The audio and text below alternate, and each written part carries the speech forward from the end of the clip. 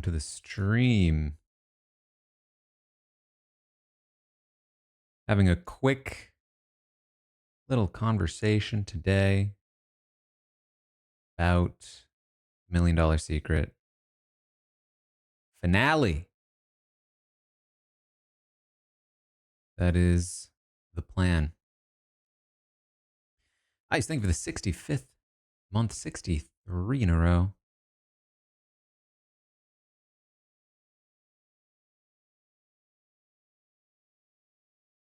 $1 Million Secret. Thank you for the 71st. Released its final 3 episodes today. Or final 2 episodes today, I should say. I thought there were going to be 3. But only 2 episodes. So I'm just gonna chat about them. Just gonna do a quick chat about them because they were pretty fun. I really liked this show. I thought it was very good. I thought it was very fun. I think that like overall, it just had a better game structure than the Traders. With more reason for there to be intrigue and more interesting sort of like challenges and dilemmas. So pretty pleased with it. Pretty happy with it. I will be spoiling the results. Just so everyone knows, I will be talking about it, but so if you want to watch it on your own before, come back later. Yes, we have a winner. And I think overall, very good end game format that gave everyone a chance. I think I'm generally on board with pretty much everything they did, with like I think one major caveat. No, not in Boston. It's a little far away now. So, finale.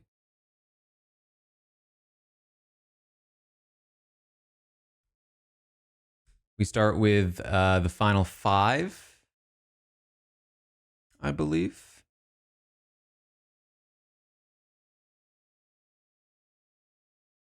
Yeah, let me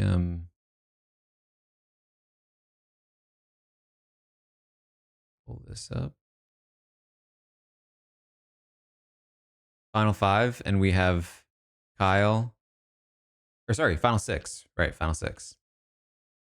Kyle, Jamie, Corey, Kara, Sam, Sydney.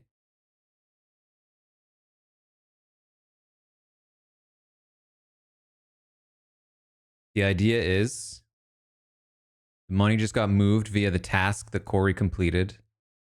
So now a random person is going to get the money. And then also a random person is going to get a clue to who got the money. So like last week I was on here. I was like, oh man, Kara's the like most underedited person. She probably has the least chance to win. She gets the money. And Sam, who had just got the money, who just had the money, gets the clue. And the clue is that the person, the millionaire, has 2 sisters. The idea behind this clue is that there's 6 people left. 3 of them have 2 sisters, Kara, Corey, and Jamie. And generally they use these clues to cut the field in half. The millionaire needs to survive 2 votes, basically, to get to the final round. And if they do, they have an advantage in the challenge, which is then basically an advantage in the final challenge. So really not like a huge advantage for being the millionaire. In fact, I would say, especially how it plays out, like I would say overall, just definitively, you don't want the money to show up randomly in your case. Just generally, it's just not great for you. There's like one, like right at the end, you might want it. We see it did play out well for Kara here, but like even then, it wasn't that much of an advantage, and it really could have gone wrong in so many different ways. So Kara gets the money. Samantha gets the clue that the millionaire's two sisters.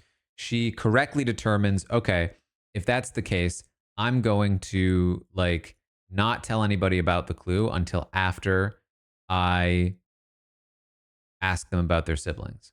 She already knows from talking to Jamie that Jamie has two sisters. She very smoothly talks to Kyle, and she's like, you know, like, I have sister. Do you have a sister? He's like, yeah, I have one sister. She's like, oh, okay. And then lets him know, like, okay, well, the clue was actually that the person has two sisters, so I think I can trust you now. And she's like, I also trust Kara. I just really hope she doesn't have two sisters. And she goes to Kara, and she does not play this as well as she did with Kyle. Here's what I think happened. Sam really likes Kara. She doesn't want Kara to have two sisters.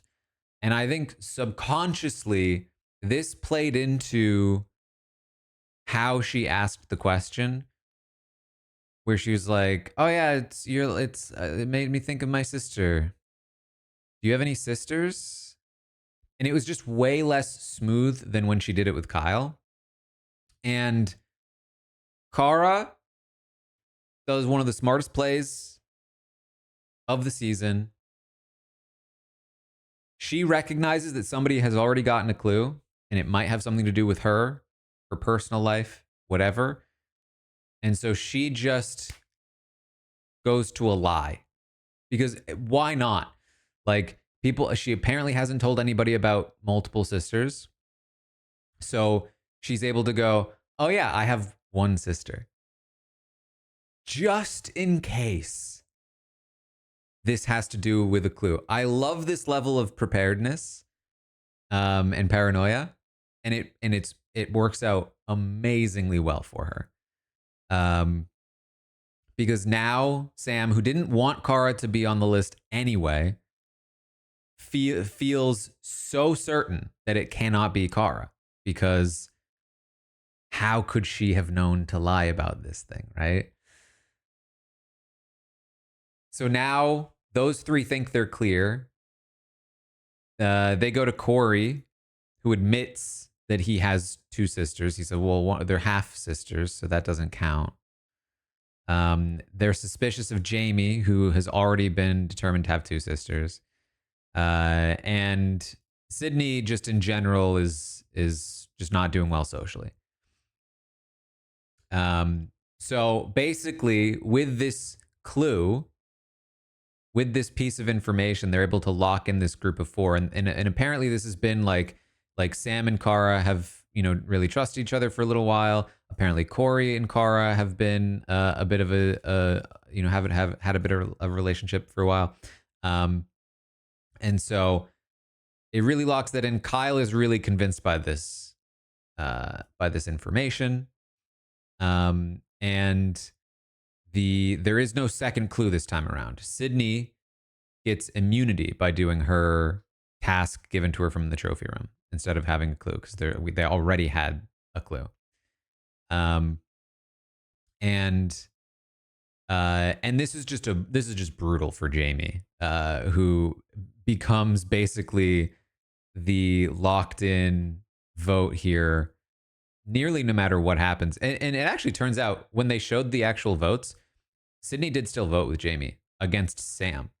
So it actually wasn't that locked. They only needed one more vote, because apparently Kara's kill shot counted as her vote. But basically, Sydney was theoretically suspicious of Kara, although they ended up voting for Sam. So I think that was maybe played up in the edit. I think she was annoyed at Kara for being quiet, but was still more suspicious of Sam in reality. But But Sydney and Jamie won the challenge, which meant they went to the trophy room. They had this very funny exchange in the trophy room where the host, Peter, was like, yeah, so one of you needs to go in there. And they were like, let's just talk about it real quick. And then they started whispering to each other. And he's standing in the back and he's like, I can hear everything you're saying. I don't know why you're whispering. They were like, oh yeah, that's so, yeah, we just felt like whispering. And then they went back to whispering. They just went back to whispering. Jamie lets Sydney go in the trophy room. This is this signs her death warrant here. She needed to go in there. She needed the immunity. Sydney goes in. He tells her there's no clue. Instead, you have a task. If you win the task, you get immunity from the vote and from the millionaire's kill shot. Kara's task as the millionaire was to get people to swap seats with her, which is very easy for her. She ends up getting the kill shot, which means whoever she votes for will go in addition to whoever gets the majority of the votes. And Sydney's task is to get two people to ask her if she's okay. And her instinct is to intentionally trip because she's such a klutz. But the execution of this is so terrible, it's ridiculous. At first I was like, what an awful thing. But the reality of it is that, like, she did so poorly that she actually made it clear that she wasn't the millionaire, and if she was the millionaire, would be a terrible one. Which theoretically could have helped her, but ended up again signing her death warrant in the following round. But basically, Sydney gets the immunity. The rest of the crew, Sam, Kyle, and Corey all vote for Jamie because she has two sisters. Jamie and Sydney voted for Sam, I think probably because of the suspicion that was on her from the previous round. And Kara ends up voting for Kyle to send him out alongside Jamie, which was absolutely the right call. Basically, they knew that Sydney did some kind of task and that might interfere with the kill shot. So she correctly decided not to potentially waste it on Sydney. They were already taking out Jamie, and the only thing left to do at that point was to shoot Kyle, because Kyle is the only other person that was as cleared as her.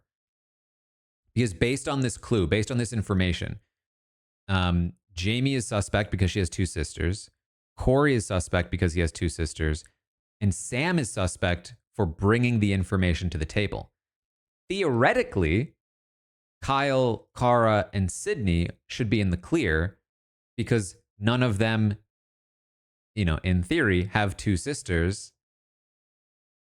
And they weren't the ones that introduced the information. So if the information is false, that falls on Sam. She's bad. If the information is true, then they should be cleared by it. As long as they weren't smart enough to preemptively lie about how many siblings they had. She can't take out Sydney. So the only one left to take out is Kyle. And what this does is, once you vote out Jamie and she's proven innocent, and then Kyle gets voted out via the kill shot, Sam is now super suspicious of Corey as the only person left that has two sisters. And Corey is super suspicious of Sam because her information is pointing to only him. And therefore, she must be lying about her information. It was absolutely the right call. Kyle goes alongside Jamie, and now it's Sydney, Kara, Sam, and Corey. The only issue is Sydney's still here, and Sydney seems to have it out for Kara. So they get to the final four, and there's basically an immunity challenge again. And Sydney has to fake giving a hint, which is that she's trying to get Sam to out the fact that she was the millionaire previously by saying, well, the current millionaire has never been the millionaire before.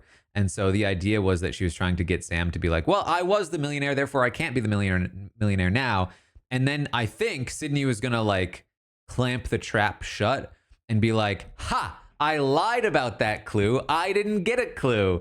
And you just admitted that you were lying to us before, and you still can be the millionaire now. But Sam did not fall for it. So they get to the final four. The idea is that they're going to be split into two pairs and compete. One of the pairs is going to be immune. The other pair is going to be voted out.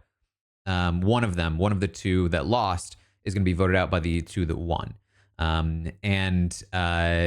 The pairs seemingly, I think, were chosen at random, but we also saw them trying to like coordinate the pairs. Either way, Sydney seemed to be proposing to Kara that they be on the same team. They end up on the same team. And I will say again, I think Kara completely correctly assesses the situation. My first thought was, you can't let Sam or Corey leave, because the second one of them leaves and they are proven to be innocent, now all of a sudden it's the whole game resets and you don't have this amazing piece of information helping you anymore.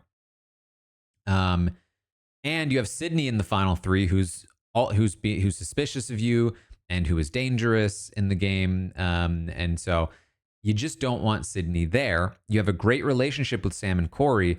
So all Kara needs to do is throw the competition to make sure that herself and Sydney are vulnerable. Hope that Corey and Sam protect her and take out Sydney so that she can go to the final three with two people who fully believe that the other one is the millionaire and you are the person in the middle, the tiebreaker. And so that's exactly what she does. Did I also think it would be Sydney who would try to throw, since she actually suspected Kara? No. I mean, Sydney, I think, correctly assessed that if they lost, she would be on the receiving end of it because she was just more of a threat in competitions. So that's basically exactly what happened. Kara throws the competition and relies on her relationships. Basically, at this point, there is a dilemma here, because if you're Sam and Corey and you think that, if you're Corey, you think it's Sam, you're Sam, you think it's Corey, right? You don't think it's Sydney for sure. You also don't think it's Kara for sure. So that's like, in their minds, the choice is relatively easy. Sydney's been winning a bunch of comps this season. She's less trustworthy. You don't have as much of a relationship with her. So you vote her out. You keep Kara, who you also think isn't the millionaire. And then you hope that Kara votes with you against the other one. That's the logic behind the throw from Kara. There are some other things to think about here, though, where, like, again, Sydney was so bad at her immunity challenge that the idea that she successfully completed her immunity challenge in a way that was super obvious, but then also succeeded in a kill shot challenge that was super not obvious, feels a lot less likely. So in my eyes, she's less likely to be the millionaire. However, I think they also weren't super good about like their information, and that they said the sister's clue before confirming with Sydney that she only had one sister. So they might have felt some uncertainty there, that she was more likely to be lying about having two sisters than Kara. Again, you can think, well, would Kara get ahead of this and lie about having two sisters?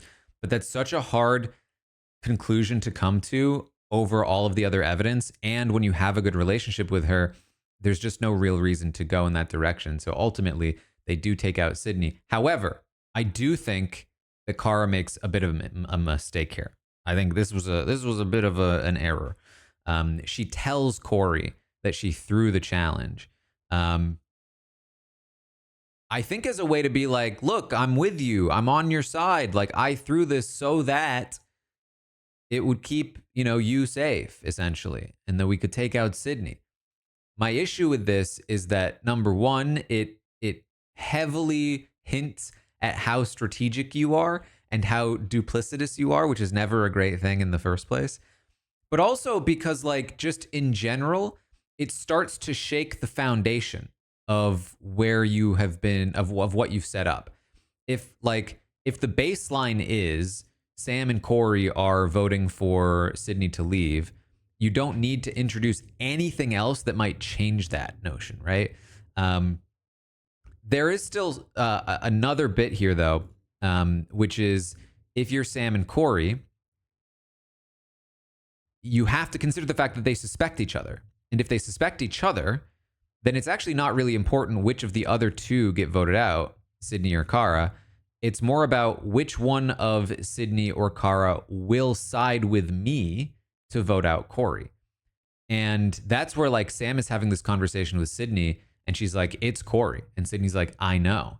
Where it's like, I know Kara has a good relationship with Corey. Is there a chance that Kara might side with Corey against me and then be tricked and then Corey will win? Whereas if I take Sydney, Sydney might side with me against Corey. The problem is that Sydney just did not have the relationships and they just did not trust what Sydney would do. But what that leaves Kara, the position that leaves Kara in is that she kind of needs to imply to both of them that she's willing to side with either one. Because if she publicly takes the side of either Sam or Corey, then the other one has no incentive to keep her anymore. Right? Like if Kara says, Sam, I'm completely on board. I don't trust Corey. And then Corey gets wind of that, or it's just like publicly known that that's what's happening. Corey has every incentive in the world to now go to Sydney and be like, listen, Kara doesn't believe me. If you're willing to side with me, I'm willing to stick my neck out and vote for you. I still don't really understand what would have happened if there was a deadlock, but you kind of had that issue going on as well. Kara navigates it perfectly. Not perfectly, I'd say, because again, I don't think that she should have admitted that she threw the challenge, but she navigates it well and succeeds. And Sydney is voted out. Beautifully done. Just throwing the challenge, taking out the one person she needs, was just really, really good, really well done. I would definitely recommend the whole thing. Yeah, for sure. So now it's the final three. I wasn't sure how this would go because in a world where it's a vote, it's Sam versus Corey with Kara as the tiebreaker and Kara just straight up wins, which I would have been fine with because like she did a great job to put herself in that position, but it wasn't quite that. Instead, they have a challenge where Kara as the millionaire had an advantage. I don't really know how much of an advantage it was, but the challenge is to thread 5 needles, which honestly, I liked. I thought that was a good challenge.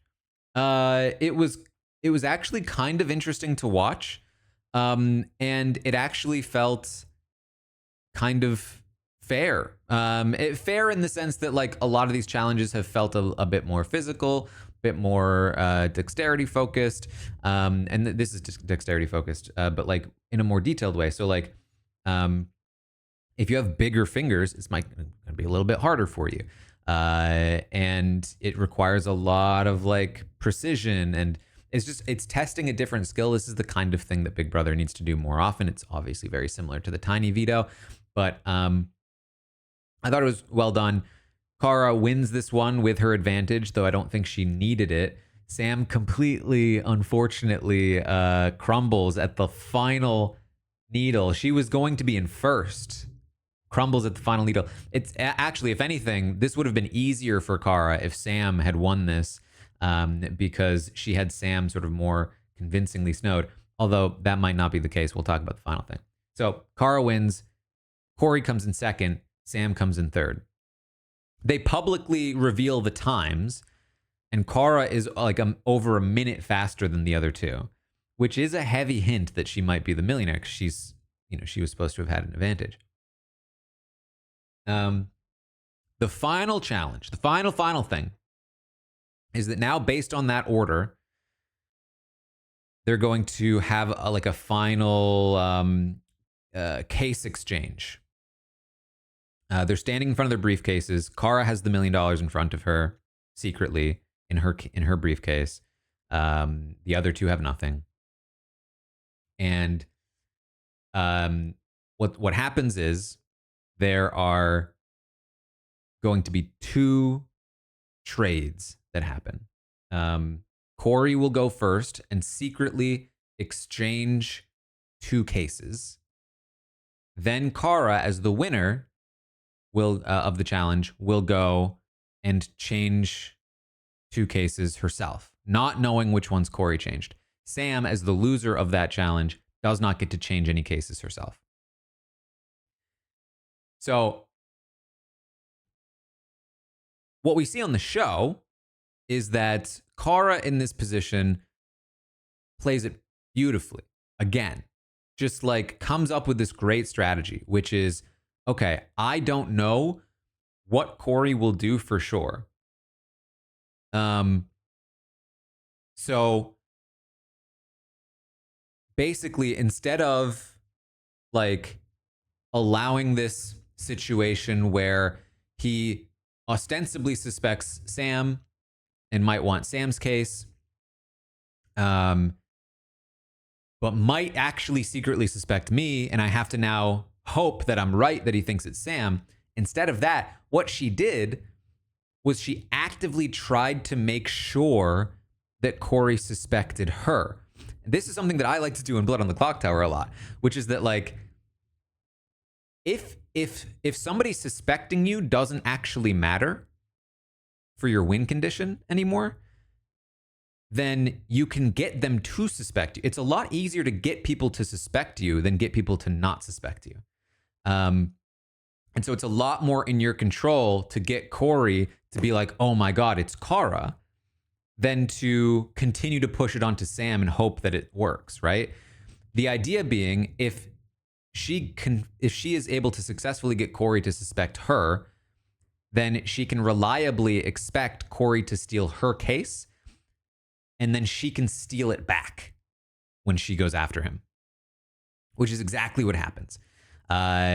Corey falls for the bait, and by that I mean correctly deduces that Kara is the millionaire based on their exchanges, because now all of a sudden Kara is changing things up and acting so suspicious. And so he decides, oh my God, it's Kara. I need to take her case. Then successfully figures out the next step of this, which is, wait a minute, if she knows I suspect her, she will take her case back from me. So I need to pretend I still don't suspect her, and then I still suspect Sam, and then I'm going to take Sam's case. And so he goes in on Sam, and he says, I don't trust you, Sam. And then he changes his case with Kara, and then he goes back to the room and he says, what do you think I did? I did the obvious. And so now Kara has to make the decision of like, okay, did my plan work? And this is Corey trying to trick me, as he should. Or is Corey oblivious and he did not catch what I was putting down, and he really is just laying it out there and not realizing that he shouldn't be, right? Ultimately, she reads him right. She suspects that he took her case. She takes it back. She wins the $1 million. Phenomenal. Played perfectly. Great read. I thought it was really, really fun. And it's a great way to end, I think, the season. There is one issue I have with this, though. And I didn't quite, I wasn't quite sure about it. I had to go back and make sure, because when I was watching the challenge, I was like, wait a minute, why are they not? There's a thing they're missing here. And then the way it played out, I was like, okay, I must have misunderstood the rules. But I went back and I looked at the rules again, and I don't think I did misunderstand them, because I played it back.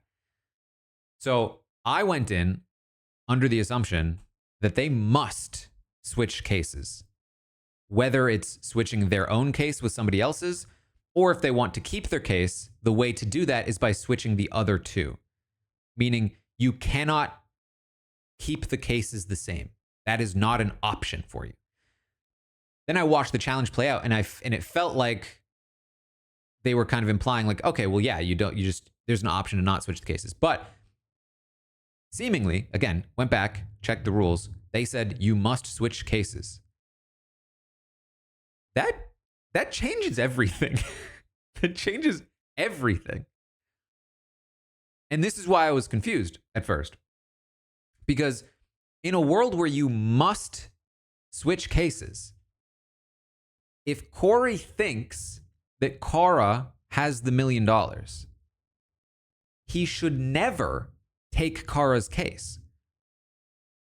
Because if he thinks Kara has the $1 million, and you are living in a world where the cases must be switched 2 times, then by taking the $1 million first, he's basically guaranteeing that he loses, that he won't get the $1 million if he's correct. I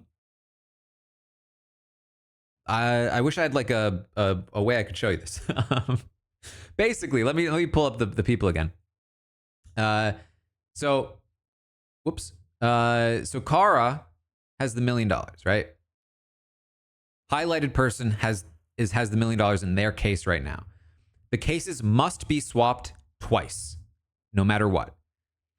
Corey thinks Kara has the $1 million. So he takes the $1 million. Now he has it.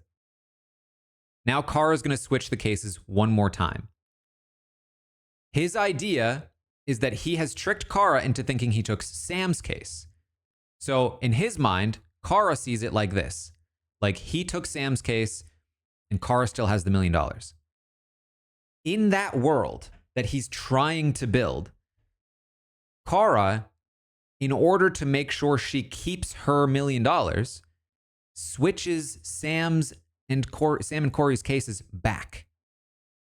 Because you have to switch. She can't just keep the cases the same. So by taking the $1 million, if you're Corey, you've already lost.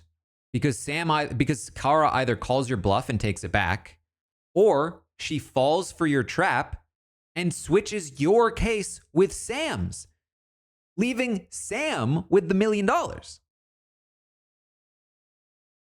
Kara, thinking that she's keeping her case on her podium because nobody's taken it, still must switch cases, switches these 2 cases, and now all of a sudden, Sam wins.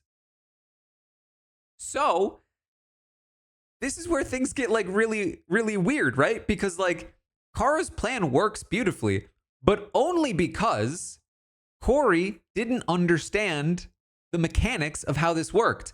And in addition to that, Kara seemingly also didn't understand the mechanics of how this worked. They both needed to get it wrong in order for this to have worked. Because if you're Sam, and if you're Kara, and this would have been me, because this is what I was thinking of when I heard that you must switch cases, I would have thought, okay, so I've now tricked Corey into thinking I have the case. That means he's going to switch with somebody who is not me, right? Like, he is going to switch. Basically, if he wants to trick me into thinking he took Sam's case, meaning he wants me to switch Sam's case with his case, then what he needs to do is switch Kara's case with Sam's case. Then when Kara comes in thinking she still has it, she's going to switch me and Sam, and I'm going to end up with $1 million. That's what he should have done, given all of the information he thought he had. Which means that Kara, if she had perhaps realized or thought he might play this way, could have still screwed this up by thinking he was playing optimally and take Sam's case. It's a bit of a mess. It's a bit of a mess, and I don't really fully understand why they made them take a case. Because I do think it's a bit more about like reading people and deception when you aren't forced to swap cases. Forcing them to swap cases just feels like it will make the result a little bit more random. Now, what this means is that Sam, who didn't get to swap cases at all, seemingly was dead in the water, but actually had a great shot to win there. So like it gives that person a little bit more of a shot if people don't understand how the mechanics work. But at the same time, like, I just feel like don't force them to swap cases. I think the way they portrayed it in the show was very compelling and very fun. And they should probably just like lead with that next time and not have the more complicated. It's not even that complicated. It's hard to explain without visuals, but like, basically like this will start to get really messy. And I think not in a fun way if you retain this rule. I think that allowing them to leave it the same just makes a lot of sense, personally. But, clearly they put that rule in there for a reason. But anyway, either because Kara successfully predicted that Corey wouldn't understand the rules properly, or because Kara also didn't understand the rules properly herself, her plan worked flawlessly, and she wins the $1 million. I thought it was very fun, very well deserved. The ending was really cool.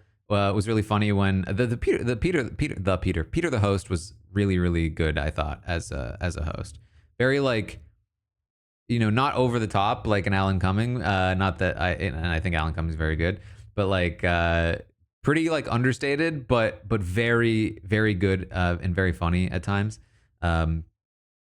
He reveals Kara does have two sisters, and Sam's like, "What?" And he's like, "What do you do? What are you acting all shocked about? You're a cop." That was the end of the show. So fun stuff. I thought Kara totally crushed it there at the end. One thing I thought was interesting is that, again, last week I was talking about how I felt she was the most underedited person on the show, and therefore the least likely to win.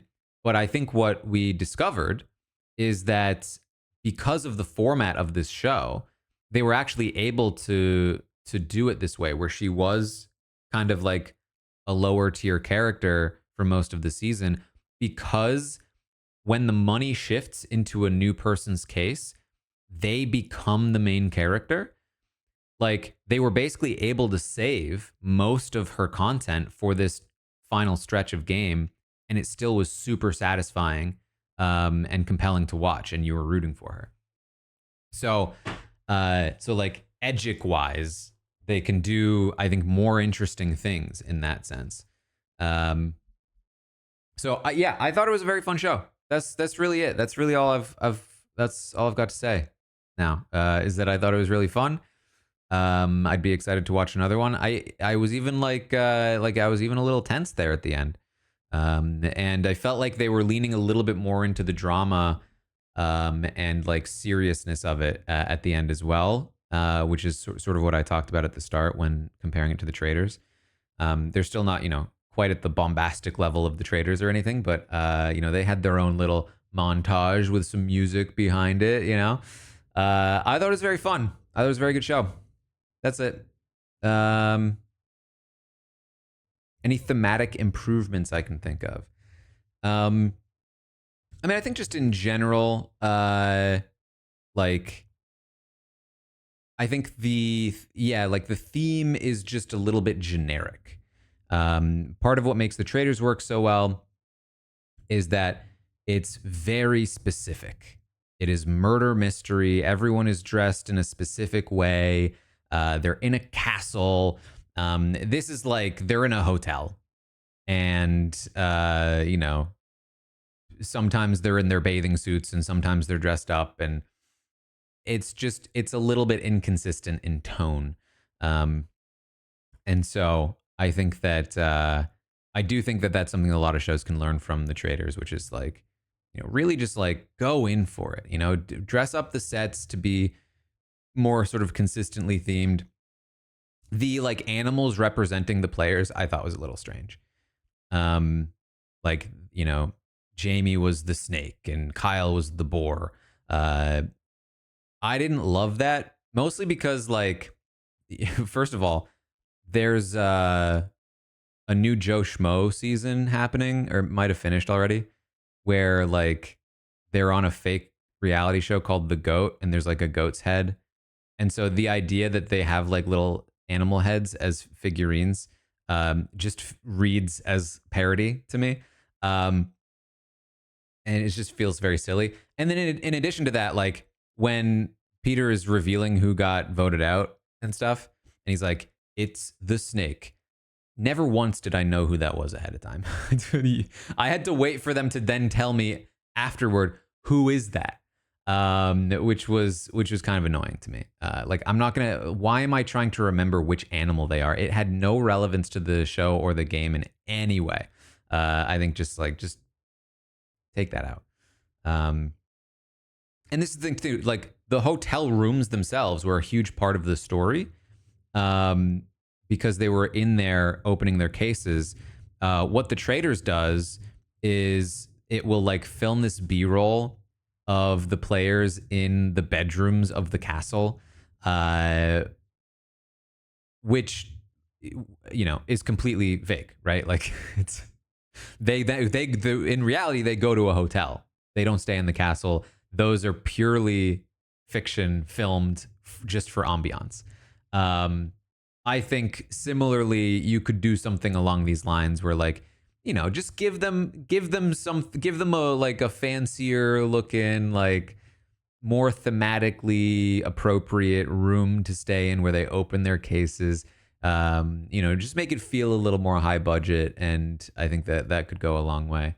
But yeah, those would mostly be my thoughts.